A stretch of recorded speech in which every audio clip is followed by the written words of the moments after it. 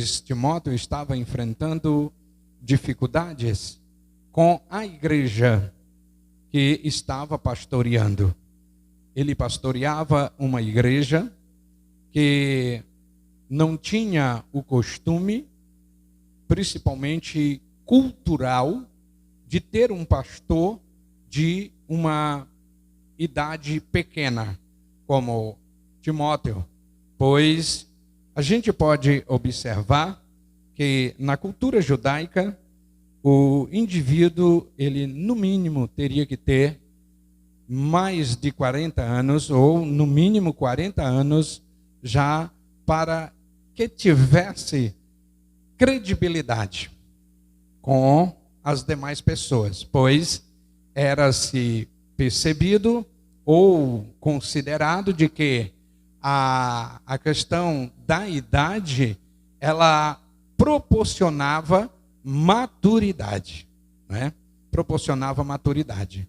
E Paulo, por sua vez, que era um jovem, ele tinha em torno aí dos entre 25 a 30 anos, não sabemos precisamente qual a idade exata, mas era entre 25 e 30 anos. E aí a gente percebe que algumas pessoas, inclusive os do contra, eles aconselhavam os irmãos para que não acreditassem. Por exemplo, quem é o teu pastor? Ah, aquele menino? Tu é doido, aquele dali, rapaz. Não inspira. Para que não acreditem, pois se quem é aquele que anda numa motinha bis, é aquele que anda numa popzinha, não, é aquele que está numa bicicleta. É o pastor. Entende? A gente, infelizmente, assim como Timóteo enfrentava essa dificuldade, a gente enfrenta também hoje. Não é de se duvidar de que há pessoas que até se agradam de nós aqui, mas por conta do ambiente, que é ainda rústico, ele não se interessa tanto para congregar. Então, são esses tipos de coisas que a gente precisa ter o cuidado, pois precisa-se de alguém para animar você, para lhe aconselhar, para pessoas que na verdade tenham o entendimento das coisas espirituais. Como, por exemplo, alguém pode até dizer, não, lá na Luz do Mundo, dizer para um jovem ou para um adolescente, lá na Luz do Mundo não tem jovem, sabe? E por isso fica muito difícil para um jovem se adaptar lá. Quem te disse isso? Quem te falou isso? Não, a gente precisa entender que para nós estarmos aqui, nós não estamos nos assegurando em pessoas.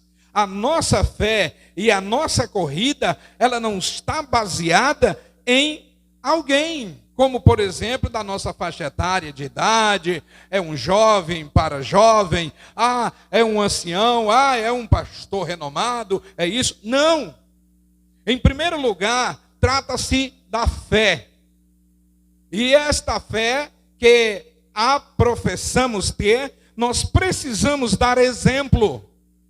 É o que encontramos no versículo de número 12, 5 itens principais para a nossa firmeza em Cristo Jesus. Nós vamos já chegar lá.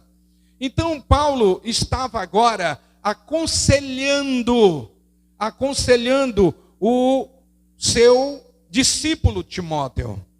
E aqui nós vemos no início da leitura que o apóstolo ele diz, olha, o Espírito, ele deixa claramente que nos últimos dias, algumas versões elas falam são dias difíceis, mas os dias difíceis não são os dias em si, mas as pessoas as pessoas. São dias que você vai encontrar uma dificuldade para enfrentar tal problema, porque essas pessoas, eles vêm com uma veemência tão grande na sua fala, que às vezes, se não estivermos firmes, a gente cocheia em dois pensamentos. E aqui nós vemos ele dizendo, olha, homens amantes de si mesmo. Em primeiro lugar, eles negaram a sua fé, eles esfriaram na fé. São pessoas que não têm mais prazer em servir a Deus. São pessoas em que, na verdade, eles não têm mais o prazer que tinha antes. Na decorrência do texto, nós vamos observar, até mesmo Paulo já apelando para Timóteo, ele diz, desperta, não abre mão do dom que há em ti. Porque essas pessoas que agora se engodam e se envolvem com fábulas, e hoje nós estamos vivendo em um campo minado. Em um campo minado por conta das redes sociais. Homens sem compromisso, mentirosos, falsos, que negam a sua fé, homens de mente cauterizadas, eles começam agora a lançar sementes malignas, como o texto diz aqui, homens com ensinamentos de demônios,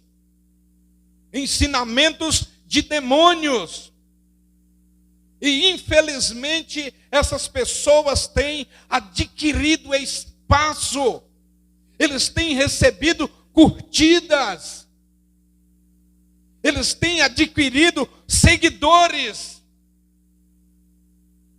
E infelizmente nós também estamos sofrendo com isso. Por quê? Porque são pessoas que se levedam lá fora com essas coisas e querem trazer para a igreja essas doutrinas de demônio.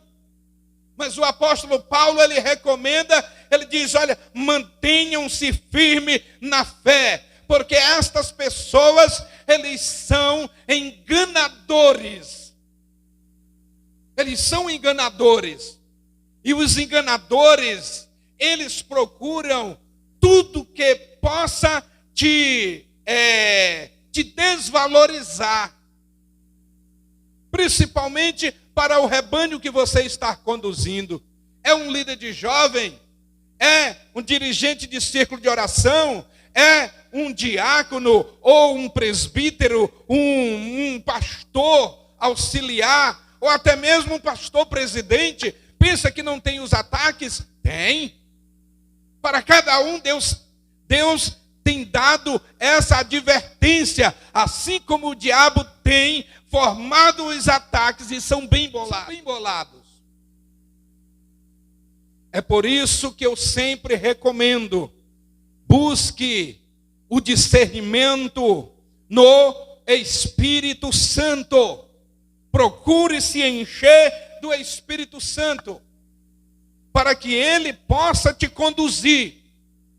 Qualquer interpretação, pede ao Espírito Santo. Porque se você for falar de prosperidade, o que é prosperidade? Aí você corre para o dicionário, aí você vai encontrar prosperidade lá no dicionário antes de trabalho.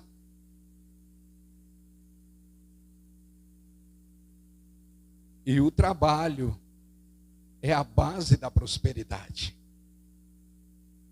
Entende? E aqui Paulo, ele agora fala para Timóteo.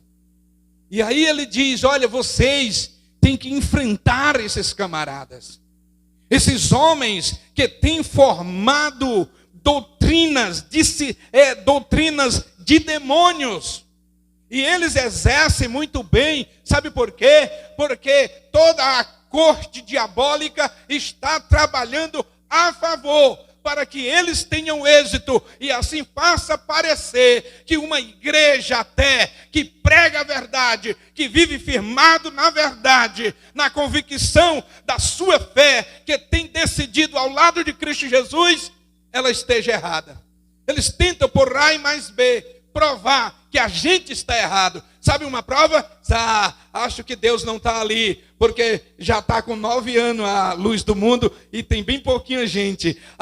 É porque, lembra de fulano de tal? Ele saiu da nossa igreja. Lembra de fulano? Ei, tudo bem?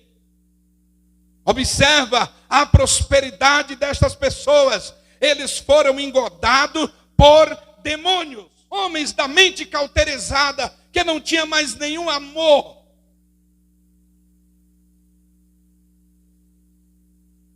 Porque se fala muito em que Deus ama. Qual é o nível que você entende que Deus nos ama? Pastor, é um nível muito elevado. Deus nos ama de tal maneira que deu o seu filho. Ele não desiste de nós. Ele sempre está nos buscando. Ele sempre está à procura da gente. Ele sempre está nos chamando. Isso é amor? É amor. Agora, qual é o nível do teu amor por Deus? É no término de uma mensagem desta natureza, você ter esquecido todas as palavras que foram faladas no início? E aqui Paulo, ele diz, vocês devem permanecer firmes. Vocês não podem vacilar na fé. O que foi ensinado a vocês foi uma palavra digna de toda aceitação. Vocês não podem titubear em 2 pensamentos. Vocês não podem, como diz Tiago, ser como as ondas do mar. Toda e qualquer dúvida se tira com quem está ministrando. A gente precisa ter um entendimento de um aconselhamento. Porque o apóstolo Paulo, ele diz, olha, vocês têm que se dedicar ao aprendizado da palavra de Deus. O fato de vocês terem e tomarem conhecimento de outras coisas, isso é necessário. Vocês devem examinar tudo, mas vocês devem reter apenas o bem. Paulo já apontava para isso. E aí ele diz, e outros dizem que não pode comer alimentos, que era por tais alimentos que a gente deveria dar, agir com ações de graças. Porque tudo que Deus criou é bom. Tudo que Deus criou é bom. E são para ser recebido com ações de graças, porque elas já estão santificadas pela palavra e pelas vossas orações. Pela palavra ela já está santificada. Peguem e comam. Domingo a gente deu um pequeno toquezinho no chamado orgulho da obediência. Então, era para ser recebido com ações de graça, mas esses proibiram. Proibiram. Para que não comam. Se tiver assado, nós comemos. Sabe por quê? Porque Deus o santificou. O alimento é santificado. A gente santifica através da oração. O próprio Jesus disse, nada do que entra faz mal, mas o que sai são esses elementos que fazem mal para a tua fé. São esses que fazem mal para a tua comunhão. São esses que te levam a pecar. Porque quando nós não pecamos apenas quando fazemos algo escandaloso. Não, a gente peca fazendo coisas decentes. A gente peca fazendo, a gente peca não fazendo. Entende? E aí alguém começa a te convencer. Alguém começa a injetar na tua mente alguma coisa, e você para. Você simplesmente estaciona. Não tem mais a desenvoltura que tinha antes. Era um pregador da palavra, era um envolvido com a obra, era uma pessoa que chegava cedo no culto, antes de começar. Hoje, se não tiver cuidado, se for nessa ordem decrescente ou crescente, vai ter dia que você vai chegar depois que termina, mas não vai conseguir antes de começar. A gente precisa ter esse cuidado, porque todas essas coisas, elas somam diante de Deus. Essas coisas, elas vão nos puxando para um acomodamento. Elas vão nos levando a um esfriamento. Sabe o dia que eu venho com mais gás mesmo para a igreja? É no dia que eu não estou com vontade.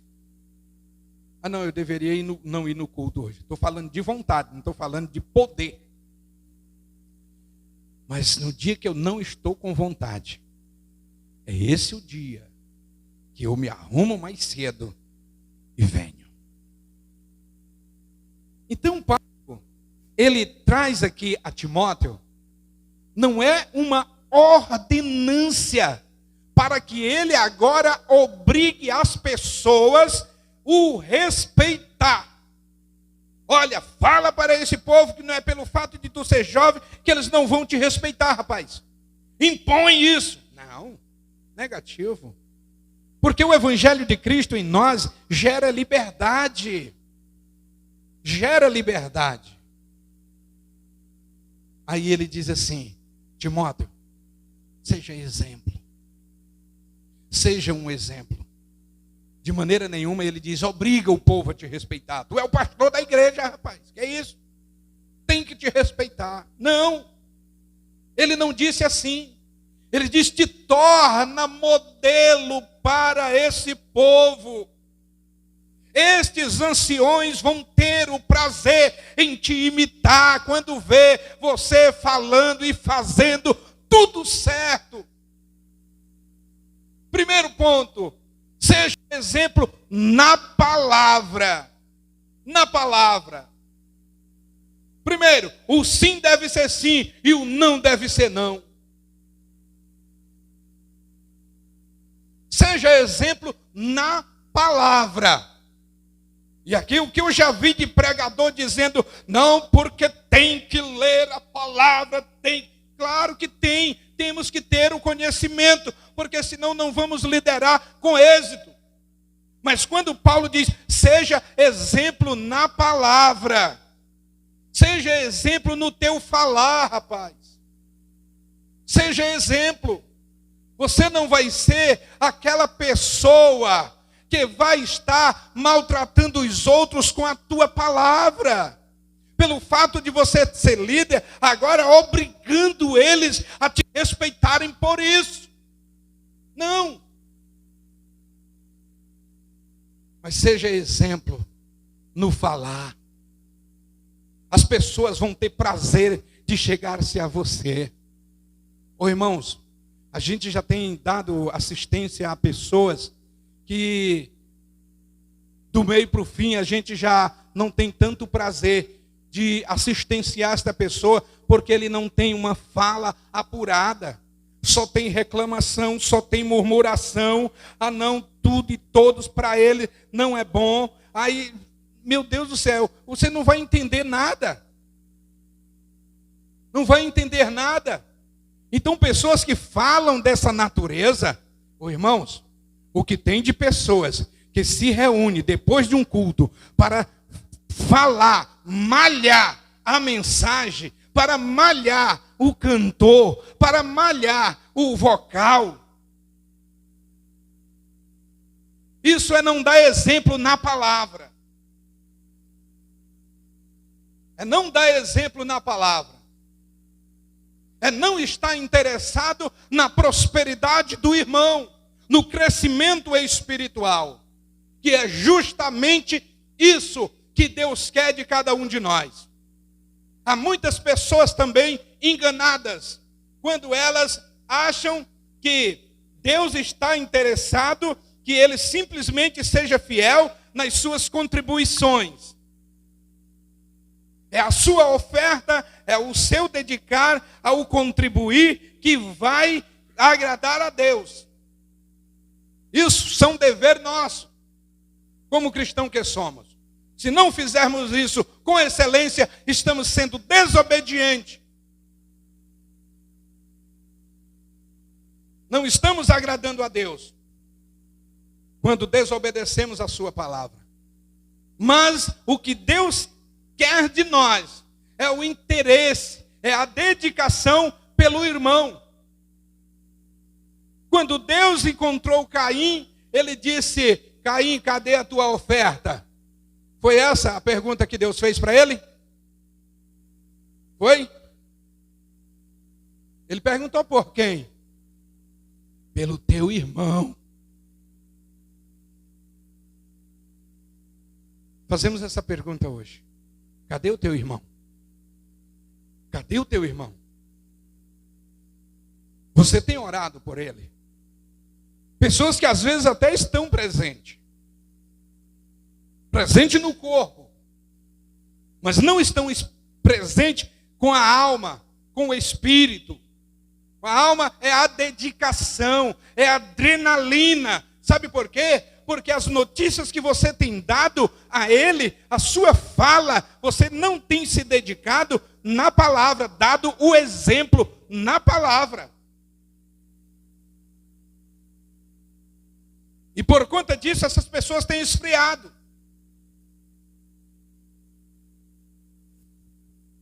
Porque às vezes se tem transformado verdades em mentiras e mentiras em verdade.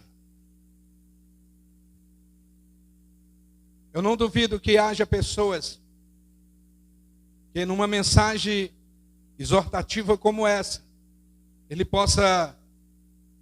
Eu não duvido que não tenha pessoas que venham a pensar: essa mensagem é encomendada, está falando comigo. Se você acha que é com você, parabéns, porque você ainda está sensível, não está com a mente cauterizada. Agora, se é falando com você e para você, conserte-se. Se não está te agradando. E se está te agradando, glorifique a Deus. Então aqui nós vemos Paulo, ele dizendo: tenha cuidado, Timóteo. Dá exemplo na palavra. Seja um homem de palavras construtivas. Um homem de palavras, essa é a primeira base. Que é o falar. Que a tua fala seja construtiva. A tua fala venha lançar pessoas para Cristo. Agora lhes é necessário, não é uma técnica, é uma intimidade com o Senhor. Porque a técnica te leva à cruz, não para você se render lá, como também te leva ao sepulcro, não para um sepultamento de um mau comportamento, para uma ressurreição extraordinária. Às vezes se vai ao cenáculo, mas não para um revestimento de poder. Vem apenas como vieram os 380 pessoas que, quando Cristo disse: permaneçam em Jerusalém até que do alto seja revestido de poder. No 9º dia, 380 pessoas já tinham se ido. Ficou apenas 120. Quem experimentou do revestimento de poder? O batismo com o Espírito Santo? Os 380 que foram embora? Não. Mas os 120 que ficaram. Porque quando vamos à cruz, sem propósito, encontraremos apenas um Cristo nu.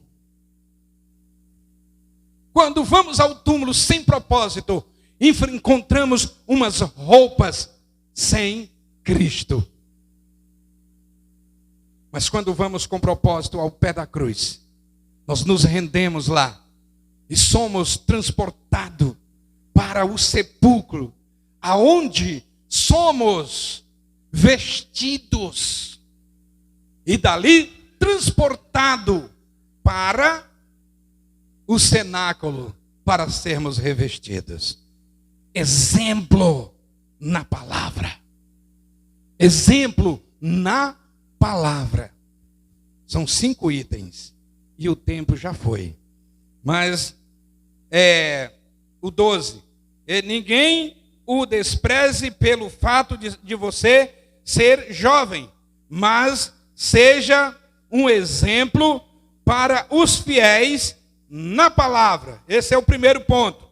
Segundo, no procedimento, no amor, na fé e na pureza.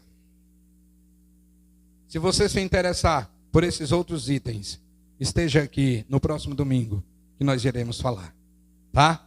Em nome de Jesus, quero pedir a vocês que se dediquem à boa palavra. Se dediquem à boa palavra. Olha o que Paulo diz. São pessoas tão dedicadas, gente. Ele fala aqui do nosso dia a dia hoje. Ele diz, olha, o exercício físico para nada serve. Porque o cara pode ficar marrudo, ele pode ficar com a massa muscular muito perfeita, mas daqui a pouco vai se desfazer, vai se acabar. Mas quando você se dedica ao exercício da piedade, esse exercício da piedade envolve essa questão do irmão. Envolve essa questão do irmão.